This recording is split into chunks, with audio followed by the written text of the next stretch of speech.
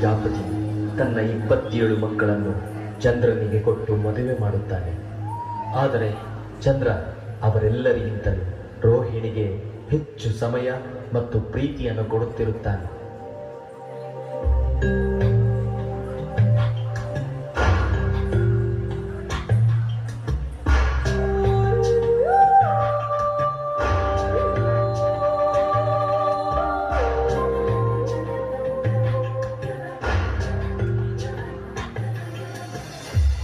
ಚಂದ್ರ, ನೀನು ಸರಿಸಮವಾಗಿ ನನ್ನ ಎಲ್ಲ 27 ಹೆಣ್ಣು ಮಕ್ಕಳನ್ನು ನೋಡಿಕೊಳ್ಳುತ್ತಿಲ್ಲ. ಸದಾ ರೋಹಿಣಿ ಜೊತೆನೆ ಹೆಚ್ಚು ಸಮಯ ಕಳೆಯುತ್ತಿದ್ಯಾ. ಹಾಗಾಗಿ ನಿನ್ನಲ್ಲಿ ಇರುವ ಕಾಂತ ಕ್ಷಣಿಸುತ್ತಾ ಹೋಗ್ಲಿ ಎಂದು ಶಾಪ ನೀಡುತ್ತಿದ್ದೇನೆ. ಈ ಶಾಪದಿಂದ ಭಯಗೊಂಡ ಚಂದ್ರ ಶಿವಲಿಂಗವನ್ನು ಸ್ಥಾಪಿಸಿ ಶಾಪ ವಿಮೋಚನೆಗಾಗಿ ಶಿವನನ್ನು ಕುರಿತು ತಪಸ್ಸನ್ನು ಮಾಡುತ್ತಾನೆ.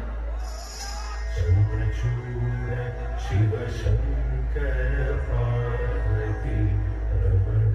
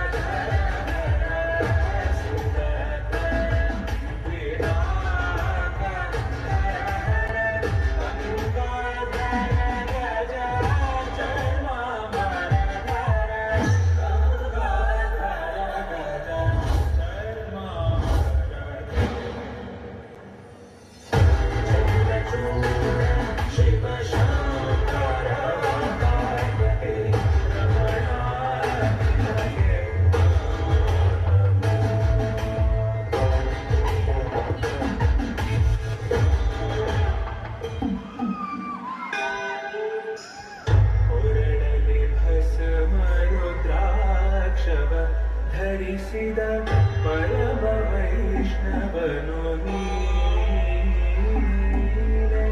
ಕರುಣಗಮನ ನಮ ಪುರಂದರ ವಿಠಲನ ಪ್ರಾಣಪ್ರಿಯನು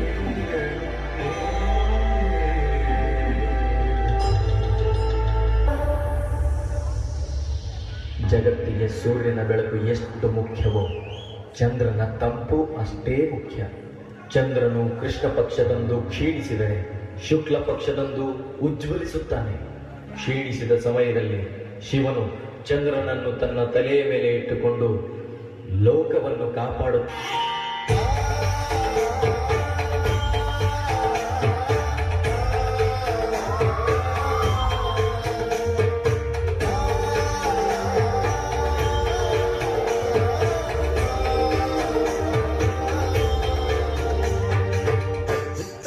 ಜುಮ್ತರಿ ಕರೆದ ಟಕ ದಿತ್ತ ಕಣ್ಣಕ ಜುಮ್ತರಿ